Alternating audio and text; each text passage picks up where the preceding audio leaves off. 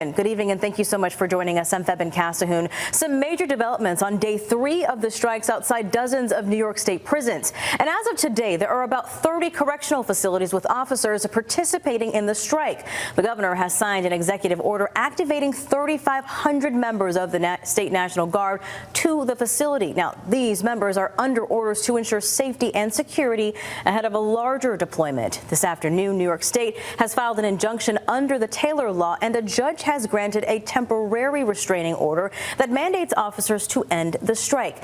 Now, this movement began when hundreds of corrections officers first walked off the job Monday following a multi-day lockdown at Collins Correctional in southern Erie County. And with more either joining the picket line or speaking out against it, your 7 News team is dedicated to bringing you the voices from every side.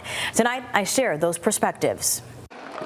Enough is enough. Day 3 of the corrections officer strike was in full force Wednesday. Congressman Nick Langworthy and the Niscoba Union vice president held a news conference near the Collins Correctional Facility, demanding local and state officials to step in to implement change. These men and women have been subjected to mandatory overtime that means 2 to 3 consecutive shifts at 12 hours a clip. Langworthy is calling on Governor Kathy Hochul to call a special session to repeal the HALT Act, a top demand of striking workers. The men and women who put on a uniform to protect and serve and put their own lives at risk to do these jobs deserve elected leaders to actually have their back. Hochul released a video statement saying the unlawful corrections officers strike is jeopardizing the safety of their colleagues, the prison population, and surrounding areas. My administration and I have been and will continue meeting with union leadership to resolve this situation immediately. But if it is not resolved, I will send in the National Guard to secure the facilities in question.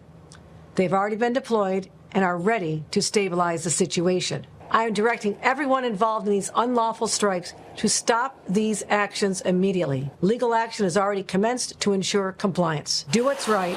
Do your jobs. Niscoba Western Region Vice President Kenny Gold says the COs who are still working the facilities are being told they need to sign a paper saying that if they do not return to work, they are subject to disciplinary action, which can lead to termination. I can tell you as of last night, I was talking to certain superintendents in certain facilities because officers were in there for going on 32, going into their 40th hours, and then they're saying, well, they can't leave. They are locking the gates on some of these folks. In Attica, National Guard troops have been deployed at the Attica Correctional Facility. My last 5 to 7 years here, when I left my house every day to kiss my wife, I wasn't so sure I was going to come home safe every day because I could see the deterioration of the way their jail system is being run. 37-year veteran and former Attica Correctional Facility CO Anthony Mekowicz says the system needs a complete overhaul. We all know what happened here in 1971, and this is going no place good. Mekowicz is talking about the prison riot that happened at Attica where inmates rebelled over living conditions. 43 people lost their lives, including 11 COs. For them to get to this point, it's pretty serious because they know